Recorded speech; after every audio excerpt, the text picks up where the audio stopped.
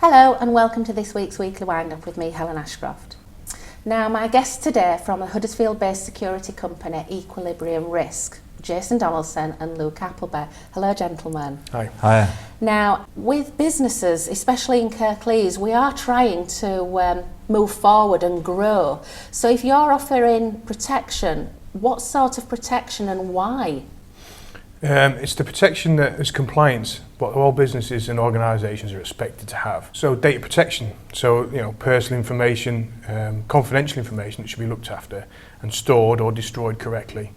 Cybersecurity, which has been in the news recently, and it's always in the news. Yes, now that is. So you can do something to protect businesses with regards to that. So it's analysis, isn't it? Yeah. Basically, we look at all the risk a business faces, rather than looking at one individual part of risk. We combine the whole all the risk, and then we provide a solution for everything. Brilliant. And is this something that you've just decided to do, or is this something?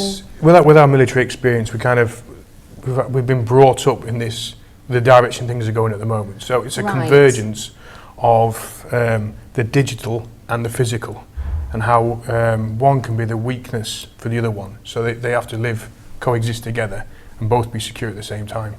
Right, so you do have a military background. You're not somebody that's just suddenly decided to protect businesses. No, we served together, believe it or not. Yeah, we've served in a few places together. Yeah. So we were in a Guards regiment, and then we went on. When we left, we went on to do anti-piracy and VIP protection in Iraq with oil and gas people. And we decided we'd spend more time with our families, and we cracked on with this, basically. Brilliant. So I've jumped a bit because that is a really interesting point, because you've got the understanding, you've got the background to be able to run a business like this, which I think is really important. What about the government? Are the government involved in this in any way? The government are always putting information out and guidelines for all businesses. A lot of businesses either don't want to know about it, or they wait till they become a victim. Instead of it have been save them, they can lose their business, they can lose reputation. There's huge fines out there now by businesses not adhering to compliance. So it's us being able to give them the information they need and the tools they need to keep them safe and their employees safe. So as a business, if they're not compliant, how would that then lead to a fine? Because if they choose not to do something like the data protection, how would that unfold so that they would get fined? Well, it could be something as simple as throwing rubbish away, the office rubbish, which has got people's information on. Someone gets in that bin and goes, "Oh, look at that," and then that ends up on the internet, on Pastebin or something like that. So everyone's got access to somebody's personal information. Any of these things that could end up in the public domain, which should be protected, and that's under the Data Protection Act. And so that you provide. So how do you do that? How do you protect a business with regards to that? Well, we make sure they've got controls on the main building itself. So access and egress is controlled, but their documentation, it's like document management pretty much, is destroyed correctly, or it's scanned and stored correctly, with the right encryption and things like that. Yeah, but also online. So if you're sharing information via email, nowadays you can't really share personal information via email that's not protected. You need to encrypt it so that no one can jump in there and steal that information. Every employer has got a responsibility to keep that information safe. Right, so I mean, occasionally you hear it in the news where something's happened and somebody's been hacked. So is this what you're talking about with cybersecurity? Anything that's in your digital space. So it could be if your business uses a website, that'll be your asset, especially if you have business coming through it.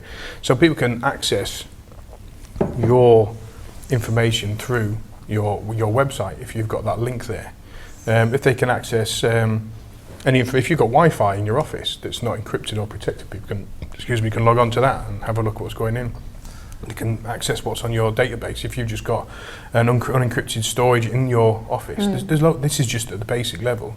But these are the simple little things that can lead to.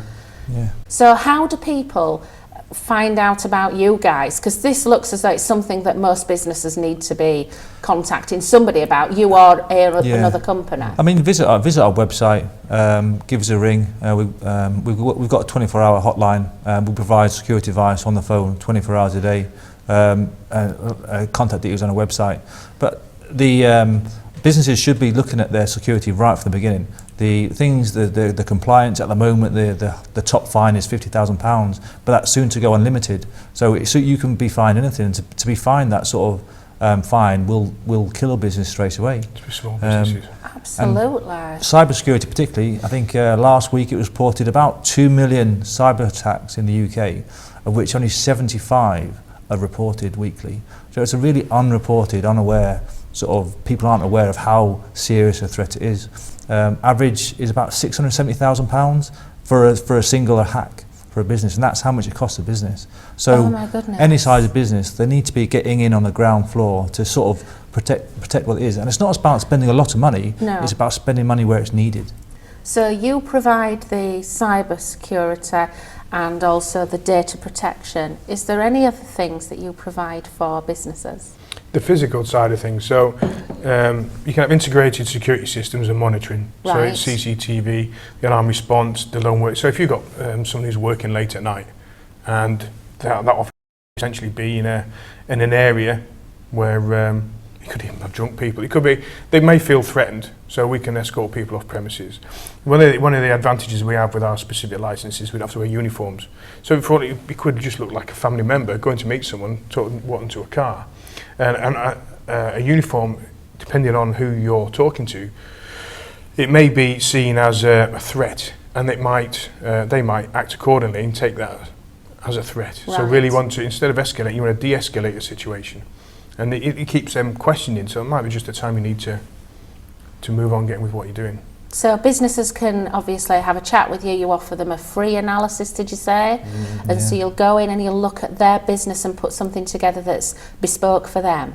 Security's got to be bespoke because every business is different. Everyone's got different assets and different vulnerabilities, so it's got to be unique to that business. It's what's valuable to the business. Obviously the people are. And the people are, and the assets. People are, I'd say, our assets as well.